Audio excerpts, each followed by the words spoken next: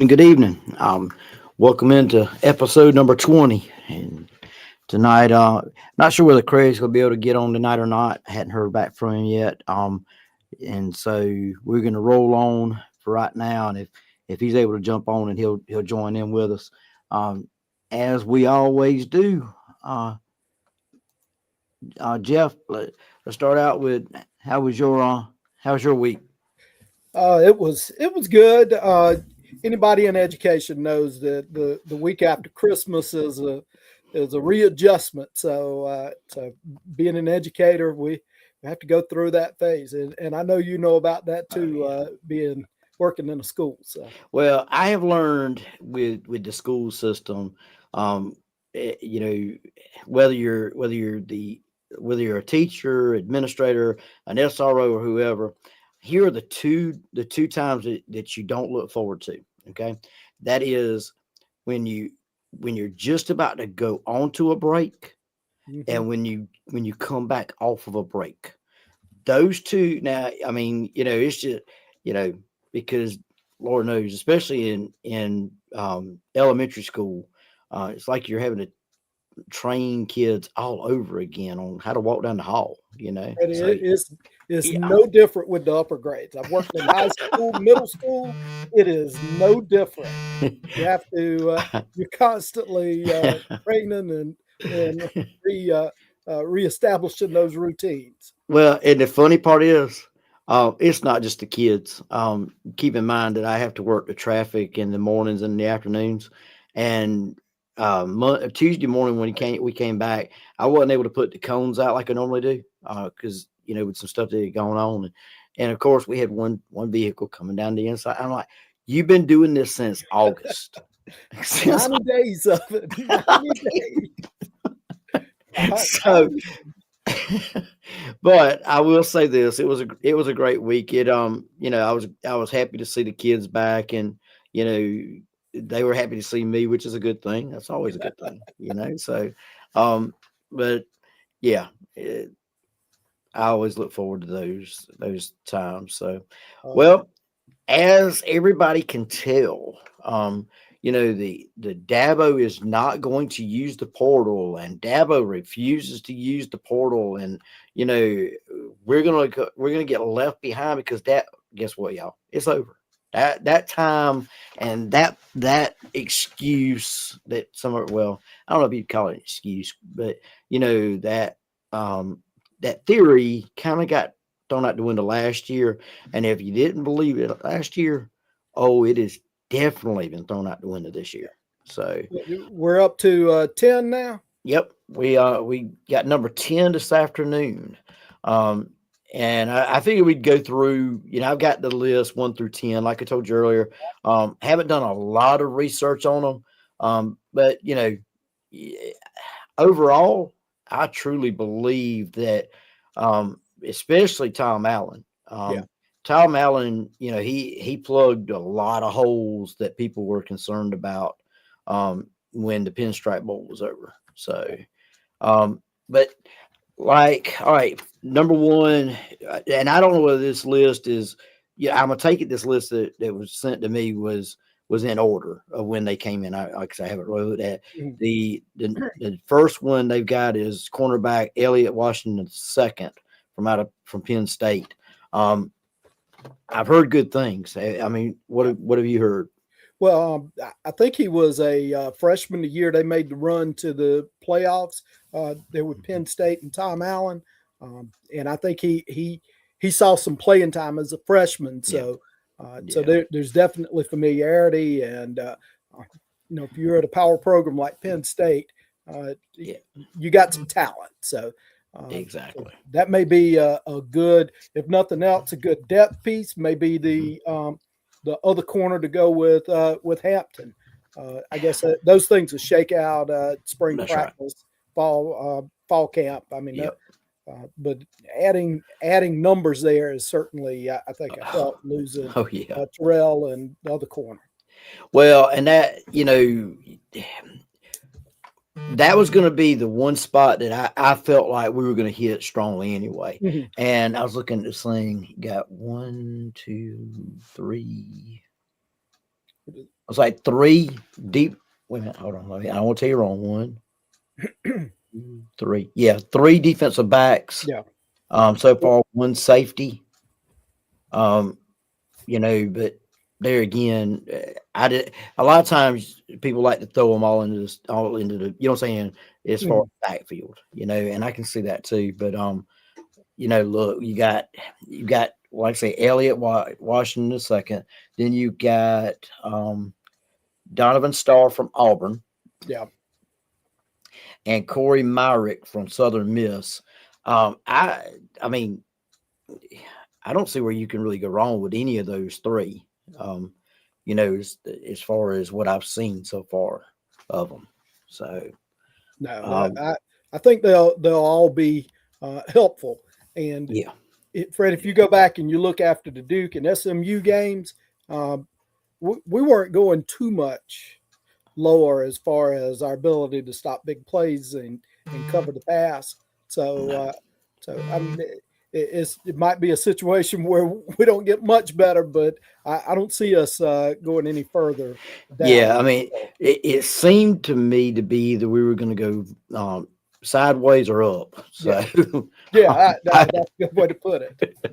you know, um, and then you got safety Jerome Carter the second from Old Dominion. I tell you what I've enjoyed watch or I've had a bunch of um, laughs watching, you know, these our fans. Okay, Mhm. people in our fan base talking about, oh my gosh, we went after that kid and he doesn't even play at Alabama. He doesn't play at LSU or and I'm thinking to myself, you must not have watched the quarterback from Ole Miss. I mean, where did he play last year? You Hey, know, uh, he was and pretty good this year, wasn't he? yeah, yeah. I mean, went from winning an FCS championship, to the big boy league and played pretty well. Yeah. Got to give it to him. And that's the thing. I mean, especially when it comes to portal players, you know. So maybe we wouldn't have recruited, the kid. CJ Wesley that went to Howard. Okay. Maybe Right. we wouldn't have recruited him, but seems like he's done pretty good where he was at. And I'm going to say, that'd be a good piece, especially at defensive end where we need some bodies to back some people up anyway. Well, You know? he probably fit a need. I Mm-hmm. see him, just looking. I saw a clip of his tape, and Yeah. he's got some athleticism, Mm-hmm. explosion. That's one thing Tom Allen said that he wanted with this Yeah. defense. That it Yeah. had to get faster. Kids like that will make the defense faster if nothing else. And I don't think he's going to be a 40 snap a game No. guy, but No. you put him in the right package and turn him loose to go rush the passer, sort of like Lawson this past year. Mm-hmm. That's pretty Well, decent. and With that's Lawson and him and that's a right. couple of others, that's pretty decent. And that you pointed out something a minute ago. Everybody I've talked to so far seems to think he's going to be a pass rush specialist. Yeah. So I mean, hey, I, again, we needed bodies to back the people up we've got, and that's what we needed. So, um, then But you got all right. You got defensive tackles. You've got Courtney Kelly from West Georgia and Marcus Strong from Oklahoma. And I do believe that you're going to get more out of I believe you'll get more snaps out of Marcus Strong than you're going to out of Kelly. That's my feeling on it. It's kind of similar to what we've talked about already. I don't believe that with the holes we've had to fill that you know anybody on this list was going to be a bad pick. So, um, and then of course the last one, but not least, now is the running back signed today from SMU, Chris yeah, Johnson. Um, I honestly was kind of shocked that we actually went after a running back. Um, but hey, that I already felt like that stable was strong. and I feel like it's even stronger now than it was before. Well, Um, and I'm like you there, Freddie. The word that everything that I had seen kind of led to, if it was going to be offense, that it would be hitting a lineman or two.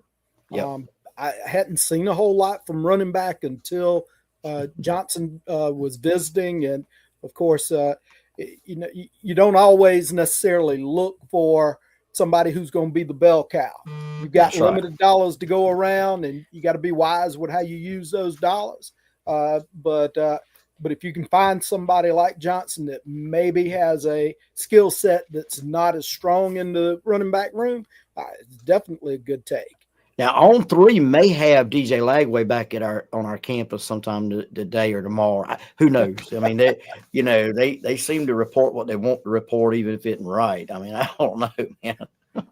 Well, I think he's committed about 5 places and going to play with 3 teams at one time next year. Yeah, From yeah. I some of mean, the reports I've seen. that was kind of funny, especially whenever he tweeted out or replied to the tweet said, "I don't know where this came from, but I've been committed to Baylor since yesterday or since last night." I'm like, okay, Yeah, yeah, but that's all over the map. And that's yeah, I thought I saw your title about with chaos in it, calm in the chaos. yeah, yeah. That definitely But is chaotic. and that's what it feels like. It feels like it is a chaotic time, as we all know. Mhm. Okay, but it still feels like that Dabo and the coaching staff has a. It's kind of like they've got a calm in the middle of it. Is that if that makes Yeah, sense? that does. You know, I, I've been impressed with how they've handled a lot of stuff. Especially with the portal. Um, and since he refuses to use it, you know what I'm saying? I mean, it's been very well used. So, um, but hey, now tell me this: the ones that I've listed, or the ones I've given you off the list, Hmm. who would be your number one? Who would be, um, Who am I looking most forward yeah, to seeing? yeah, yeah, Freddie, I think it's one that I don't think you called his name, and right now his name escapes me, but it's the linebacker from Cal, the yep, rookie of the Luke year. Farrelly. Yeah, Farrelly. Yep, Yeah, I apologize. I did overlook him. I'll tell you another one I overlooked too. I believe is London Merritt, yeah, defensive end. that's the kid from Colorado, the Yep, that's the DN, kid right? from Colorado. Yep, Yeah. yep, Um, the Farrelly kid with Woodaz leaving, I think yeah, pairing with Sammy Brown and then Alexander. Linebacker room took a hit this past year, but you keep adding a piece or two like that, and yeah, that could turn out to be a right stout unit, especially when you take those two guys, Brown and Farrelly, and put them as your frontline guys, and then mhm. those other pieces that could end up being a good unit for us. Well, and I'm glad you said that because he is one that I'm looking forward to seeing, Hmm. and plugging him in there with those guys with that locker room or that linebacker group. But I am also looking forward after looking at some of the stuff I saw today for Chris Johnson, man, Yeah. because we've been hearing about how there possibility of Davidson easy being that next thunder and lightning, like Hmm. um and I don't know, I feel like right now it could be Gideon Davidson and Chris Johnson Yeah. that you could see that more out of. Like we talked about off the air before we got on here, it seems like like you said, the Easy and Davidson have um, a different set of skills Hmm. than Chris Johnson does, and um, I don't think either one of those is going to win a track meet. In No. other words, but Chris Johnson might compete for one. Oh yeah. So um, I'm looking forward to seeing what we look like in the spring to start with, and then I'll be honest with you, I don't feel too uncomfortable going into the fall camp right now, and just think. we still got a few more days of the portal left. Yeah. Um, So could be interesting. well, So I'm hoping in these last few days we can find one or two pieces to go up front. I think with the lack of experience we have coming back there, we might be talented. And I know I want to say I saw a tweet from Chad Morris about the O line and not being as concerned as some folks that are out there. But you're relying a lot on development, and that yeah. doesn't always come through. So having if we could get us a proven piece or two to go in there, that would make me feel a whole lot better going into the spring Yeah. and then the fall. All right. So what you said, you brought up Chad Morris, so I'm gonna throw this one out there. What are your thoughts on how do you feel about the fact that he's pretty much come out and said that we didn't need a quarterback and doesn't look like they're going after a quarterback. So Again, a little concerned. I really would have liked to seen with the struggles we had at quarterback at times. I would like to have seen a little more from Vizena in his one opportunity against SMU. I thought after they kind of took the reins off of him a little bit, he did not do a bad job. But I still would have liked to have seen more. That's the most important position on the field, and it's a question mark. There ain't any doubt about it going into the year. well, and I'll say this: I feel the same way there. I also am hoping, and I'm gonna jump over to a little bit. I'm hoping that some lessons have been learned with the running backs, and we have a better rotation there. Yeah. It's right because, like you said just now, you'd like to have seen more. Vizina get more chances. I'd like to have seen that. I also would have liked to have seen us, get our running. In other words, we need to get away from the fact or the position that we've been in the last 2 years, where if our running back number one goes down, running back number two may not be able to make the plays because he hadn't had any time in there. Exactly. That was especially the case with Maffa the year before and what we took to Texas. Yes. Could have been a different game if we had developed some folks there a little more throughout the year. So, definitely. And, I don't know. I think it's going to be interesting to see because I'm not going to say that Tate Reynolds ain't gonna push some people for some playing time himself. Maybe we're looking a little too much at Vizina and Denson, and not as much at which now, like somebody else pointed out, Tate Reynolds did miss most of the year this year with an injury. But it's going to be interesting to see how those things unfold there. Defensively, I feel pretty good about. I've had several people that have told me I can't believe that we kept who? Tom Allen. Why? Because he didn't do it.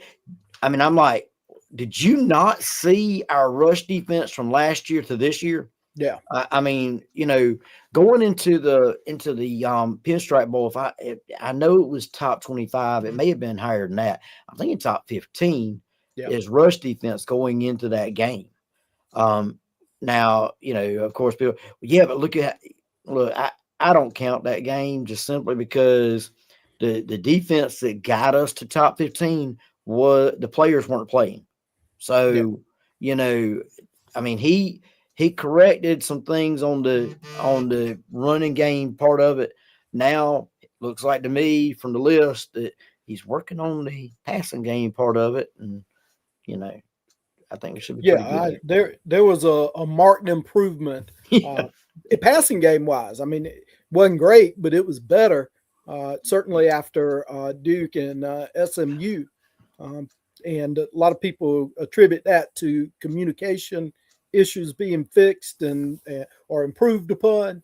And I'm hoping that year two will bring us a little more, another jump and improvement.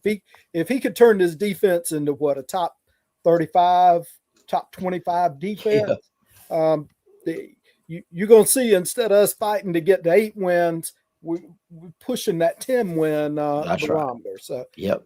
so I think that's the a place that we can make a big jump going into next year, and hopefully Chad Morris will have the same effect that he this year that he did about 10 years ago, 12 years ago, and turn the offense into a good group too. Well, it was pointed out to me the other day, and if it's incorrect, then and I'm just going by what was mentioned to me.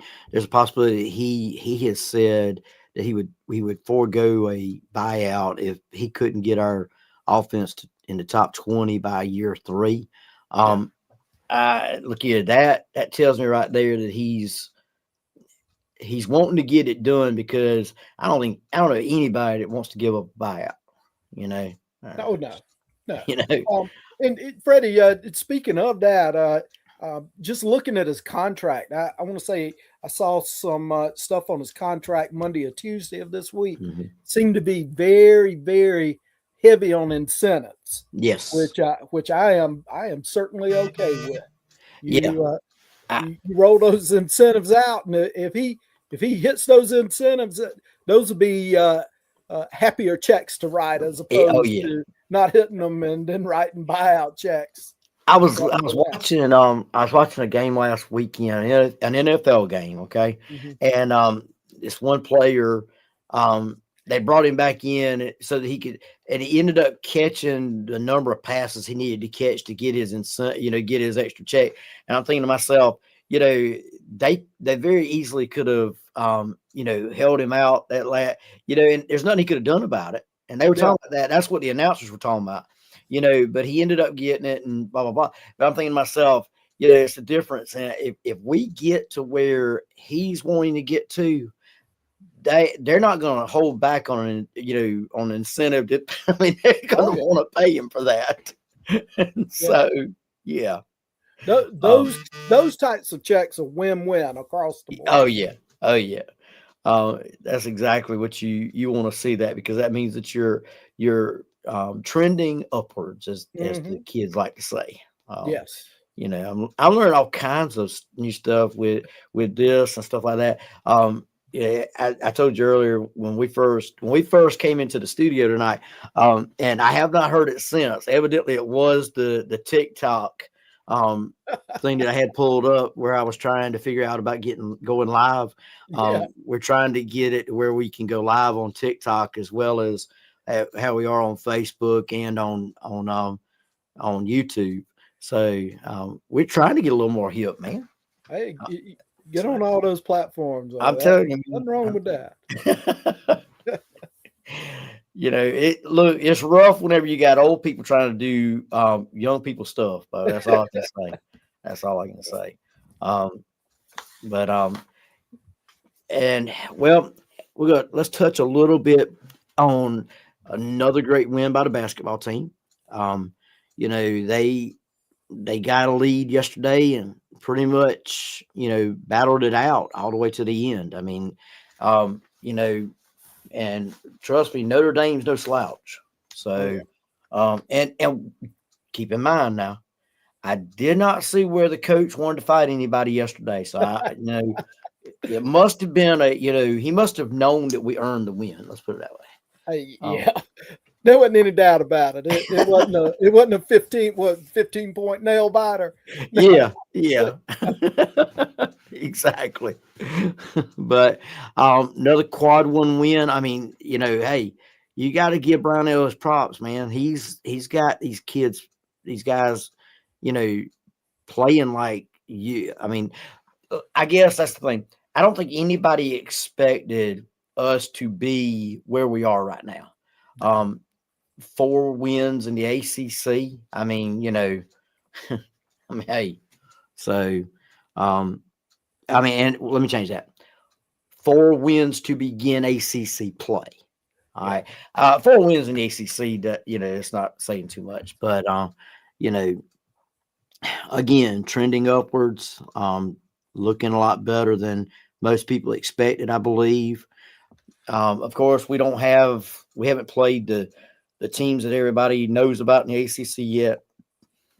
No, But and I want to say a couple weeks ago, I said just looking at the schedule, if we could get to 3-1 after these first four, three on the road plus SMU, who's pretty doggone good at home, that would be a great spot to be in. And we're sitting here 4-0 now. yeah, I mean that's pretty good. yep, And honestly, Freddie, I'm looking at the schedule. Uh, got BC Tuesday night. Should be, I say yeah, should. You never yep. know. Oh It yeah, should be another win at home, and then you got Miami and NC State. Both of those are quality opponents. So, what Miami's probably going to be a quad one at home. yep. NC State maybe quad one, quad two That's at right. home, if nothing else. Hmm. Um, you get past those, and then we kind of hit another little lull in the schedule. We Yep. make it through January. What I looked at, there were 9 games. I'm telling you, man. Could very easily be. I mean, shoot, could be 9-0. Yeah, You get the end of January, 8-1, 7-2. That's a pretty good start for yeah, Clemson basketball. yeah. Look, people aren't. I'm guaranteed. I'm thinking to myself. I know people are looking at the ACC standings, going, "Wait a minute, Yeah, huh? What? Wait a minute, that's got what?" to be a misprint, a Yeah, typo. yeah. They did these things backwards. No, Duke's there too. There's no, Yep. no. Yeah. So, and I also saw earlier where the baseball team will start out in the top 25 this year. So, um, he still seems to be rolling right along with that too. So, just got to give it that hump. You know, Yeah. get to that next step. That's the whole key there. Yeah, Um, Bakich is what we've hosted regionals the first 3 years, made one supers, that's right. and I think he's just from what I've seen recruiting wise, he's starting to build a level of talent that That's right. can possibly push us beyond. We know he's a good coach. Oh yeah. Anybody Oh yeah. that takes Michigan to a national championship Yeah. series, Yeah. they know how to coach.